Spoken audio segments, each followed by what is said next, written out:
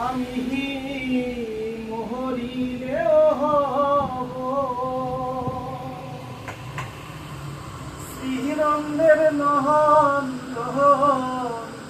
তোমারে বানাইব আধা বনমালী গো পর জনমে বয়রা